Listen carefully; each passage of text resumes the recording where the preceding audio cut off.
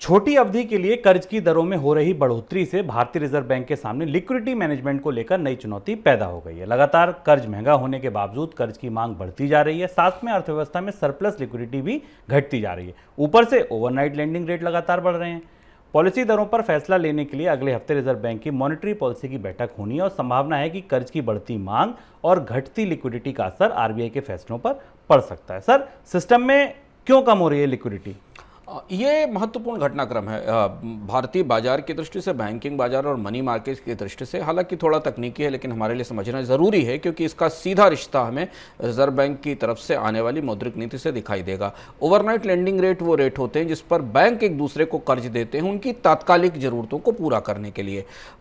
सोमवार को भारतीय बाजार में छोटी अवधि के लेंडिंग रेट 5.61% पर 5.61% पर पहुँच गए, जो कि इससे पहले थर्सडे को 5.17 थे और फ्राइडे को 5.20 थे। ये बढ़ोतरी ये बता रही है कि भारतीय बाजार के अंदर जो दैनिक बाजार है उस बाजार में लिक्विडिटी या पूंजी की कमी है जो बैंकों की तात्कालिक ज़रूरतों को पूरा करती है। इसमें यहाँ से भारत की मौद्रिक नीति के लिए या मॉनेटरी पॉलिसी कमेटी की समीक्षा के लिए दो बेहद महत्वपूर्ण संकेत मिलते हैं। रिजर्व बैंक पर अब दोहरा दबाव है। रिजर्व बैंक पर पहला दबाव यह है कि उसे बाजार में ब्याज दरें बढ़ाए रखना है ताकि महंगाई पर नियंत्रण हो सके और जो महंगाई का लक्ष्य कम करने का रखा गया उसे पूरा किया जा सके।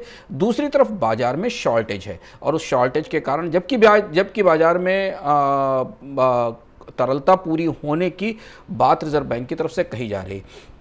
तो शुभम हो क्यों रहा है, इसका समाधान रिजर्व बैंक शायद क्या निकालेगा? ऐसा लग रहा है जब बैंकर से हम बात कर रहे थे, रिजर्व बैंक जो बड़े पैमाने पर विदेशी मुद्रा बाजार में इंटरवीन कर रहा है और डॉलर्स की आपूर्ति कर रहा है, उसकी वजह से बाजार में तात्कालिक तौर पर रुपए की आपूर्ति की या पूंजी की आपूर्ति की कमी है। तो या तो रिजर्व बैंक को कुछ स्पेशल रेपो विंडोज खोलनी पड़ेंगी इस बार की मौद्रिक नीति में, जिस पर हमारी निगाह रहेगी जब मॉनेटरी पॉलिसी कमेटी की बैठक होगी, जिसमें कि वो बाजार में तात्कालिक पूंजी की जरूरतों को पूरा कर सके, या फिर उसे विदेशी मुद्रा बाजार में अपना दखल हस्तक्षेप कम करना होगा, क्योंकि जितनी बार रिजर्व बैंक बाजार में डॉलर छोड़ता है उतना ही रुपया वो बाजार से वापस खींचता है और इसका असर हमें बैंकिंग सिस्टम में लिक्विडिटी की कमी के तौर पर दिखाई दे रहा है। पर यह बहुत करीबी मामला है जो शायद हमें मौद्रिक पॉलिसी की जब आरबीआई की घोषणा आएगी तब स्पष्ट होगा कि क्या होगा इसमें।